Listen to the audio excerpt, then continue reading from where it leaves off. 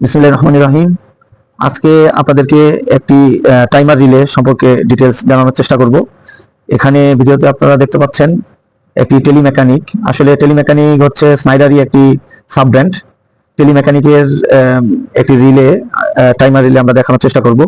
এটার মডেল নাম্বারটা হচ্ছে RE7YA12BU এবং এখানে স্পষ্ট দেখতে পাচ্ছেন যেটা আসলে এই টাইমারটি স্নাইডার ইলেকট্রিকের একটি পণ্য এবং এখানে এই ডায়াগ্রামটি দেওয়া আছে। এখানে আমরা দেখতে পাচ্ছি A1 এবং A2 দুটো টার্মিনাল আছে। এটাকে আসলে আমরা কয়েল টার্মিনাল বলি।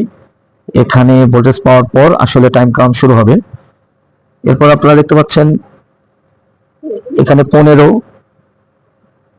16, 18, 15 আর 16 এনসি, মানে সবসময় ক্লোজ অবস্থায় থাকবে, এবং 15 আর 18 যখন টাইম কাউন্ট শেষ হয়ে যাবে তারপরে 15 আর 18 শর্ট হয়ে যাবে, মানে ক্লোজ হয়ে যাবে, এবং 15 আর 16 যেটি টাইম কাউন্টের আগে এনসি অবস্থায় ছিল সেটি ওপেন হয়ে যাবে। এই অপারেশনটি আমরা কিছুক্ষণ পরে পাওয়ার সাপ্লাইয়ের মাধ্যমে দেখার চেষ্টা করব। টাইমারটিতে মূলত দুটো সুইচিং সার্কিট থাকে।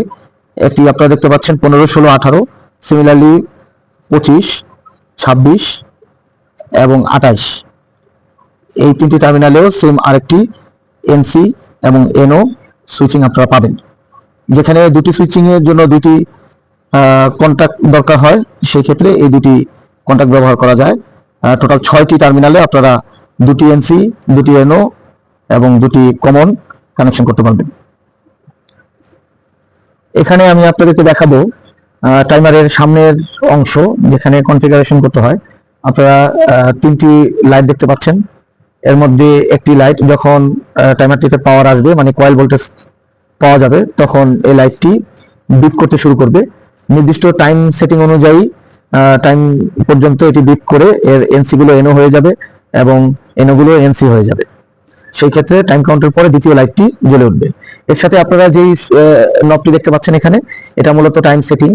এটা ঘোরালে বিভিন্ন টাইম সেটিং পাওয়া যাবে। এই টাইমার রিলেটি 10 থেকে 100 সেকেন্ড পর্যন্ত কনফিগার করা যায়, এবং 10 সেকেন্ডের নিচে যদি আপনারা ক্ষুদ্র টাইম সেটিং করতে চান, সেই ক্ষেত্রে নিচের যেই বাটনটি আছে এটা থেকে, এটা মূলত হচ্ছে উপরের যে সেটিং তার পার্সেন্টেজ।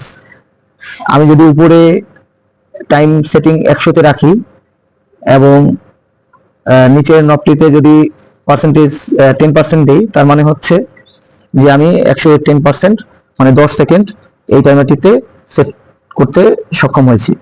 এখানে দেখেন আপনারা, আমি ফর এক্সাম্পল 100, উপরের নবটিতে 100 সেটিং এবং নিচেরটিতে 3% সেটিং কনফিগার করেছি। এর মানে দাঁড়াচ্ছে যে উপরে 100 সেটিং এর জন্য 100 সেকেন্ড এবং তার 3%, মানে 3 সেকেন্ডে এই টাইমারটি তার অপারেশনে চলে যাবে। এরপরের ভিডিওতে আমরা আবার একটি পাওয়ার প্রয়োগের মাধ্যমে এই অপারেশনটি আপনাদেরকে দেখাবো।